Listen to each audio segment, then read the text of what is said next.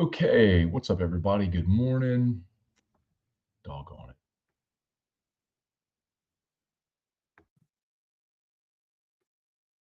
Okay. Audio should be better now. Thought so. I was listening to Locked On for a minute. I was like, man, it sounds like that camera mic again. So I screwed that up. My apologies if you're checking out Locked On. That the audio is not going to be great today. Well, it's fine. It's just not going to be the microphone. Okay, what's up, everybody? Good morning. Welcome to a, excuse me, a Monday edition of Morning Scone presented by Brock, the Baton Rouge Orthopedic Clinic, a Parish Construction and Roofing. You need an orthopedist, go to Brock. You need a roof, call Parish. Unique Physique, uniquephysique.com. Restored Motions, restoredmotions.com. Glad to have everybody here today. How about the Saints? Back-to-back weeks. The Saints have salvaged weekends for us with some nice wins. And final score a bit misleading, 35-14 over the Cleveland Browns. That was a game that was tied in the fourth quarter, tied 14-all in the fourth quarter, and the Saints ripped off 21 unanswered. So what a way to finish strong. Taysom Hill, a monster day with 3 touchdowns, including the 75-yarder at the end, which iced it for New Orleans. Well, I guess it was already iced, but that was maybe the icing on the cake.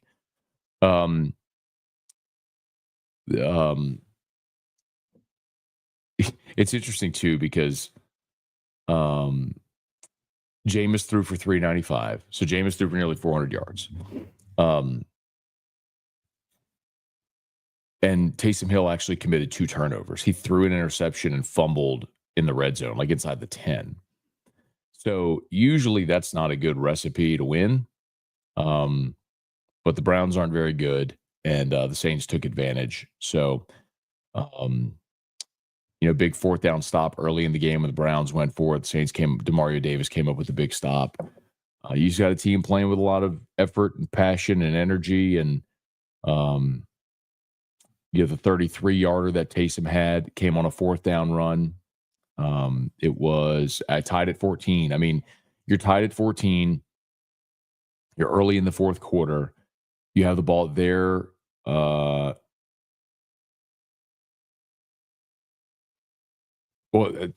their 33. So you could line up for a 50-yarder to take the lead, and Groupie's been good. Or you can go for it on 4th and 2. They went for it, and Taysom Hill ran, 33 yards for a touchdown. So,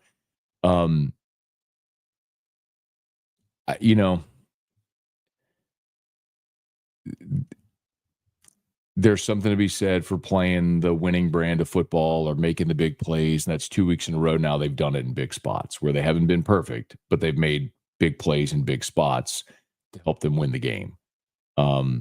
So that's encouraging, man. It was fun to watch yesterday. So it's also funny that,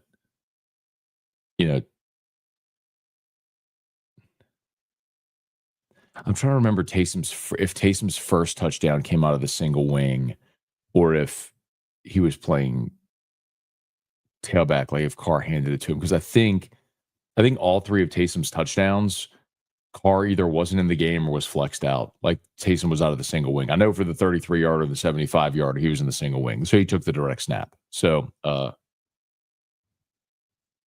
it's interesting that your best offensive play is when Derek Carr's not a quarterback. Although you did have a long catch and run again by Marquez Valdes-Scantling, 71 yards this time.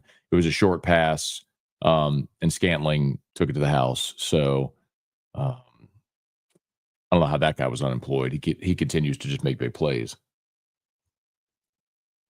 So anyway, all right, let's say some good morning, y'all. Please smash the like button, subscribe to the channel, Facebook, like the page, share the post. Glad to have everybody here. Hey, Brian, good morning from Atlanta. All right. Well, a good win for the Saints yesterday. I think Tulane can make the playoffs. If Boise loses, yeah. I just don't know if Boise's going to lose. That's the problem. But it's Boise or Tulane right now for the G5. Well, Army's undefeated, but Army plays Notre Dame this week. And so if Notre Dame beats Army, then that pulls Army back to the pack. And you probably see Tulane and Boise overtake. Hey, Trivia, good morning. Brian Wynn, good morning. Jacob, I'll be in Baton Rouge for the game this weekend. Very excited. Can't wait to meet you again. All right, man. Any recommendations to eat on Friday night? Yeah, man, just let me know what you feel like eating. Of course, I'll recommend Supper Club. It's amazing. Can't go wrong with Rufino's on a Friday night. It really kind of depends what you're in the mood for. I mean, you could always do, you do the Julia Brothers right there by their overpass. The thing I mean, the Julia Brothers is great. The problem with it is there's no reservations, and I hate that. I hate like just sitting outside for an hour waiting for a table. That's just not really my jam. But I love the restaurant. Wendell, good morning. David, good morning. Trivia, good morning. Understand Nuss is working hard, trying his best, but he doesn't have the it factor. That might be the worst comment you've ever made, Trivia. Like, seriously, that might be, like, of all the years you've been here and all the comments you've made, that might be the worst one. To say that he doesn't have the it factor when that dude is getting battered and beaten and bludgeoned and keeps getting up, coming after it.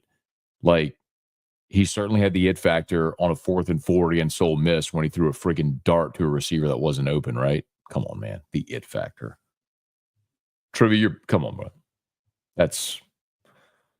would we have said Joe Burrow had the it factor in 2018 when he threw 2 pick sixes against Florida, or whenever he went the entire month of October without throwing a touchdown pass? Come on. He doesn't have the it factor. What does that even mean? Irfan Sayad, Gumorgan. Blaze Landry, Gumorgan. Avid, what's up, Christian? Felt good yesterday. Do we build a statue of Taysom now or later? Nah, fam. I'll tell you this, though. I think Taysom is going to be an interesting test case for the Hall of Fame. And I would have never said that except for the fact that Devin Hester got in. So, by the way, I do not believe Devin Hester should have been elected to the Hall of Fame. But Devin Hester got elected to the Hall of Fame not because he was a great receiver, because he was the greatest return man in NFL history. So if you're going to put a specialist like that in the Hall of Fame, then there's never been a player like Taysom who runs and throws and catches and does everything he does. So, again, I don't think he's a Hall of Famer. Like, I wouldn't vote for him in the Hall of Fame. But there's precedent now because of Devin Hester to say a player like that could. The resurrection continues. I love that. Chance, Joe Burrow's playing good on a bad team. Kind of reminds me of Jaden last year. Or Drew Brees for a lot of years in New Orleans is probably the better comp. Patrick Berglass, Gumorgan.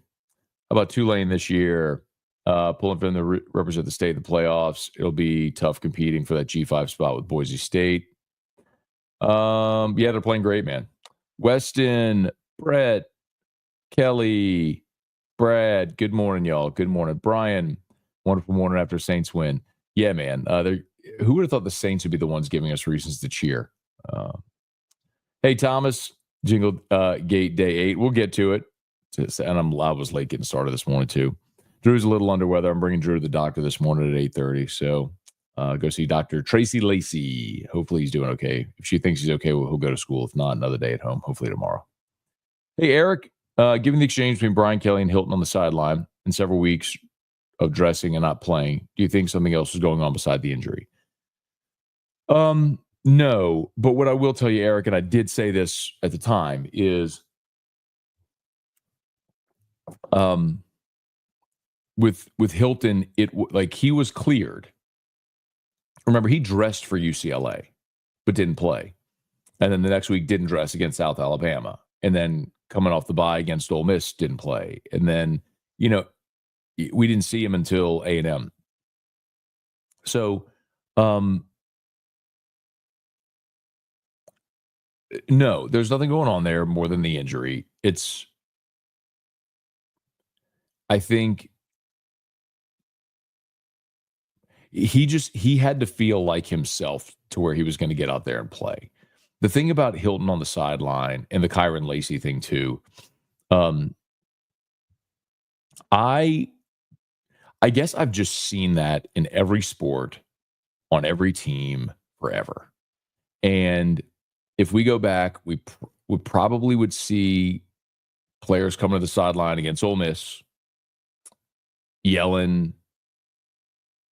But it's just like, it's an emotional game. You come to the sideline. Like, I just don't like The example I gave yesterday morning, Scone, if y'all were here, do y'all remember earlier this year when Travis Kelce went to the sideline and like got all in Andy Reid's face and like bumped him? I mean, does anybody think those two dudes don't love each other? Of course they do. Like they've won together, they got a great relationship, all that stuff. Yeah, heat of the moment, frustration. I mean, how's it any different than like parents yelling at their children, child yelling at a parent? I'm not saying it's okay. I'm just saying like I'm not putting more into that than it is. Same thing with Kyron. Kyron's an emotional guy. Frustrated, came to the sideline, yelled at Brian Kelly. I mean, I'm not saying it's okay, but I also don't think it's a sign of a bigger problem. Maybe I'm wrong, but I just feel like that we see that all the time in sports. It's emotional. Austin, good morning. We finished up 3 months of nonstop housework, so now I can focus on sports again a little. We'll take the kids to basketball game soon. Very good, man. That's awesome. Basketball team's looking good, man. Back at it this week. Tiger Diver, does Uncle Scone think LSU finishes 6-6? I don't, Tiger Diver. I mean, you got 2 more games. Are you capable of winning them both? Yes. Are you capable of losing them both? Yes. So, I mean, look, you ran 92 plays. You actually ran the football. Like the crazy thing about that game is just your inability to finish in the red zone because you dominated the game. You held the ball for 42 minutes. I mean, it was all, we went through it, y'all. It's all your self-inflicted stupid mistakes that cost you. You know, burning the timeout before the 4th and 1 play. You know, Will Campbell with a false start from second and 8 from the 32, and so you end up having to kick a field goal. First down from their 25 with 47 seconds, the bad snap, Nuss has to throw it away, then you take a sack, and you get pushed behind the sticks. Emory Jones had a false start from the 21-yard line. You had a touchdown taken off the board because of an OPI. Like, it's not like you went to Gainesville and got walloped. Like, I'd feel differently then. Like, you really dictated the terms, and then you kept making mistakes in the red zone, so you didn't get to put up points. And you left the door open for that team, believing with the home crowd behind it to make a play late, and they did. They did, you didn't.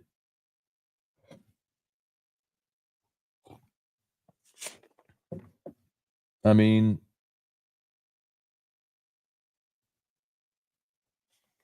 you were tied at 13 in the 4th quarter.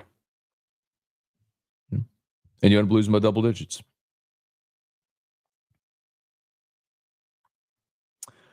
Glenn, morning, Matt. Ship a clip of Lacey. Yeah, talked about that already.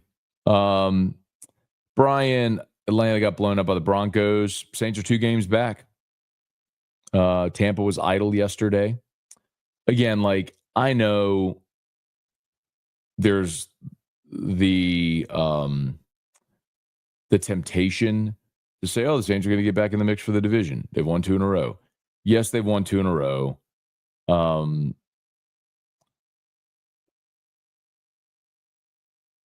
I just don't think this team has many more wins left in it. I think you can win at the Giants. I think you can beat the Raiders at home. Aside from that, I'm not sure. Like, coming off the bye, you're going to face the Rams. Again, I think you can beat the Giants. Then you're home against the Commanders, which, I mean, they're better than you. And you've always struggled with running quarterbacks. Then you're at the Packers, which I don't know that you're winning that game at the end of December in Green Bay. Then you're home against the Raiders, and then you're at Tampa. So, and you could say, well, Tampa's not great, but if you looked at Tampa's schedule, like, Tampa's schedule was heavily front-loaded. Tampa's 4-6 right now. They're coming off their bye. But look at what Tampa has left. At the Giants, at the Panthers, home against the Raiders, at the Chargers, which will be a tough one, at Dallas, home against the Panthers, home against the Saints. Like, 7 games to go. I think they could go 6-1. I think they lose to the Chargers. Like, if you're sleeping on Tampa, don't, because Tampa's the team that's about to go on a run. Brandon Hoyt, any word on a new coach? Are they going to wait till after the season? Absolutely. They'll wait till after the season. You can't even start interviewing coaches until after the season. So they'll wait till after the season's done. Okay, let me go turn off Drew's sound machine real quick. Thomas, here you go for you. Parish Construction and Roofing. At Parish, we've got you covered. From the top of your roof, all the way down. Parish Construction and Roofing. Parish Built. Parish Built. Parish Built. From your hometown. ParishBuilt.com. All right. All right, please smash the like button if you would. Subscribe to the channel, Facebook, like the page, share the post. Where are we? All right. Christian Mondays are worse when LSU is nearing the bottom of the SEC. True. Gary, good morning. This year's not as we expected. Your thoughts on what the incoming players are thinking about what's happening? Gary, we talk about it all the time. Fans look at things so much differently than recruits do, man. It's just true. Recruiting is a 3-year process. A 3-game stretch doesn't undo a 3-year recruiting process. And there's NIL factored into that as well. And a lot of players think, oh, they need me. Like, I can go in there and play right away and help them win. I mean, that's how they spin it. So I wouldn't sweat it, man. Bobby, go Tulane, best team in the state of Louisiana 3 straight years. Why do you ignore them? Great, great, great coach. Go Wave. Bobby, I don't ignore them. I talk about things people want to talk about. And the truth is LSU losing a game is more interested than Tulane winning a game. You don't have to like that, but that's the facts. It's why do the national shows always talk about the Dallas Cowboys? They'll talk more about Dallas today than they will about the Saints because the Cowboys are more interesting. I think Coach Summerall's done a great job at Tulane. But there's an old saying in radio, play the hits. So you talk about what people want to talk about. I did an episode for Locked On recapping the LSU game. It's almost at 30,000 views on YouTube alone. Like, people are more interested in. Seth, morning. Jordy sounded like he was saying Brian Kelly was hired to fire and move people around that couldn't be touched. That's why they gave him all the guaranteed money. Do you agree? I didn't hear what Jordy said. I don't know the context, so I don't know what you mean. I'd have to get more explanation. Tony, Jason, Alex, I miss Coach O. I take his gumbo and questionable chicks in the building over BK any day. Would you also take the 5-5 and 6-6 seasons? Would you take the federal Title IX violations and lawsuit that could cost the university funding? Get out of here. My concern with not tanking isn't draft position. It's the likelihood of Loomis being delusional during another offseason about what this team is. Sure. Well, that's a Mickey Loomis issue. And so if you're going to retain Mickey Loomis, then you may have that. I don't want them to retain Mickey Loomis, by the way. I think you need a totally new vision and direction for this team. I don't know that I trust Gail Benson to fire Mickey Loomis, though, although I think she should. But what I would also say is they did trade Marshawn Lattimore, which is evidence of moving on. Bubba Smith, good morning. Lewis, when did the Dome become such a difficult place to kick for visiting kickers? How about it? Darren Rizzi is the special teams god. The special teams guy, the football gods may be shining on the Saints. Dustin Hopkins missed 2 kicks, and right before half, he missed a 32-yarder, and then there was a penalty, so he got to move it to like 28 or 27, whatever, and missed it again. Crazy. Younghoe Koo last week, missing 2 and having another one blocked. Wild. Brian, how failing would it be for LSU and Tulane, for LSU fans if Tulane makes the playoffs while the Tigers sit at home? Not really. I think the Tulane thing, That used to be a thing. It's just not anymore. They haven't played in so long, and it's just, you're talking about two different levels of football. It's just, I mean, y'all know how I feel about it. I don't think the G5 should be anywhere near the playoff. I mean, Tulane's played two Power 5 teams and lost to them both, and Oklahoma's not that good. So, I mean, put Tulane in the SEC, and they're a 500 football team. You play in the G5, okay. You have they're a good team. It's just, they're not the same. So, that's why I've always pushed back against the G5. I think the G5 should have its own playoff, but they'll never do it because of money. Pat, let's see, what can college university presidents do to change 10-year contracts and buyouts? Stop giving them. Kendall, good morning. Jerry, good morning. Galling. Bailey, I'm not happy with 8-4. You shouldn't be happy with 8-4. Jerry, Abner, Holly Jolly Rismus. I love it. Have y'all seen the Merry Rismus shirts that we did? Hang on. If y'all haven't seen them, I'm going to post it. Shout out to Chris Marler. He's the one that designed it, but I love the shirt. Hang on. If you haven't seen it yet, I'll post it in the comments. It says Merry Rismus, and the eye is a Christmas tree, and the tree topper is a fleur-de-lis. It's pretty good. I just posted it. Let's see. Elijah Steele, did you see the stuff with Womack? I did not. I haven't seen. Did they post why he wasn't there? Wish you Merry Christmas. Taysom Hill MVP of the game. Yes. Victory Monday. Brad, in 2017, how did Ed get that team to 9-3 with losses to Troy and State? Was the SEC down, or was that roster elite? It was a good roster. That's what I've always told people is he inherited a very strong roster. The bigger question is, how did Les not win in 2016? And in 17, you remember they got blown out in Mississippi State, then lost to Troy. The rest of the way, their only other loss was to Bama. The thing Ed did was he settled on Danny Etling instead of, Matt Canada wanted to play Miles Brennan to get the younger guy experience. I think Ed knew, especially after the Troy loss. He knew after the Troy loss they were collecting the buyout. He was going to be a one and done. I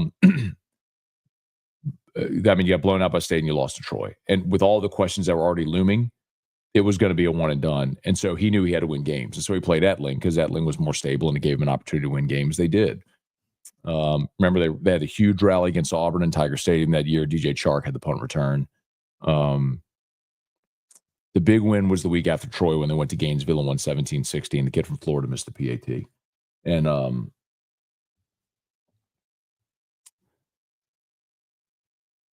yeah, and then that team is the one that lost to Brian Kelly in the Citrus Bowl.